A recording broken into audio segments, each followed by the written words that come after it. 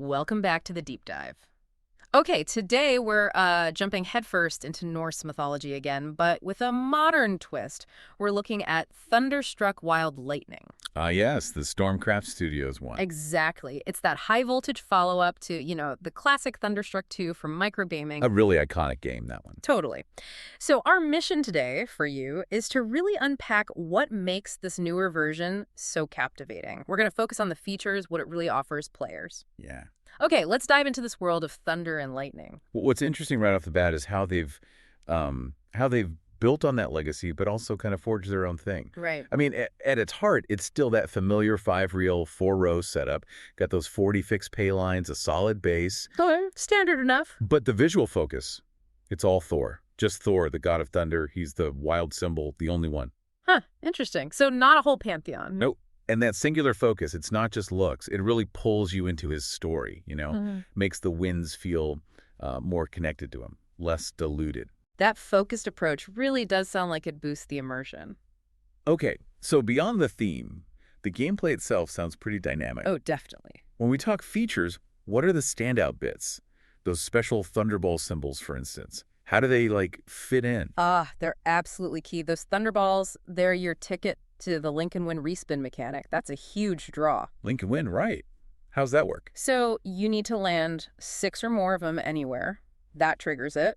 Then those symbols lock in place, and you get 3 respins. Okay. But it's not just locking. Every respin gives you a shot at landing more Thunderballs. And each new one that lands, it resets your respins back to 3 and adds to a cash prize pool or maybe even one of the in-game jackpots. Builds real anticipation. So it can keep going for a bit then. Exactly. And there's even an Ultra Link and Win mode that can actually expand the grid, add extra rows, really ramps up the chase for the big wins. Wow, okay.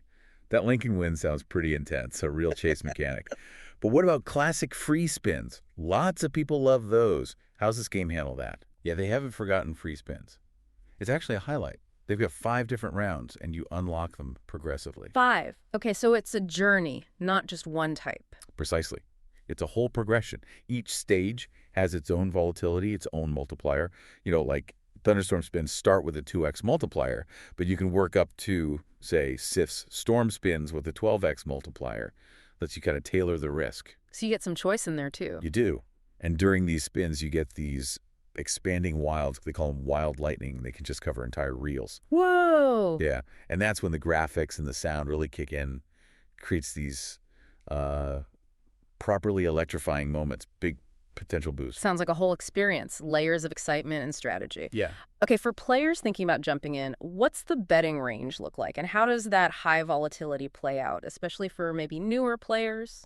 It's pretty accessible, actually. Bets range from 20 cents up to $16 per spin. So covers a lot of ground. Okay. But yeah, it's crucial to know it is high volatility. Meaning wins might not come around super often, but when they do hit, they can be really substantial. The max win is, I think, up to 15,000 times your stake. Wow. Plus, there's that progressive jackpot chance if you're on the Mega Moolah version. Right. But for newer players, yeah, that infrequency can test your patience. You need a bit of discipline. It rewards persistence and, a bigger appetite for risk. High risk, high reward. A clear draw for some, for sure.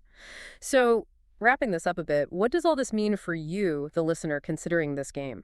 Well, it means you're looking at a game that really stands out. You've got that immersive Thor focus, the cinematic graphics, that dynamic soundtrack. You can even pick tracks, which is cool. Really? Nice touch. Yeah. And it plays sweetly on desktop or mobile.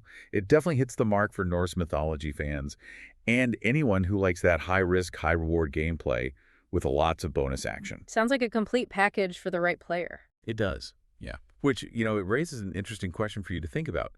How does knowing all these mechanics, especially the different potential returns, like the base game RTP is 96.1%, decent, but the Mega Moolah version drops to 86.7% because of the jackpot.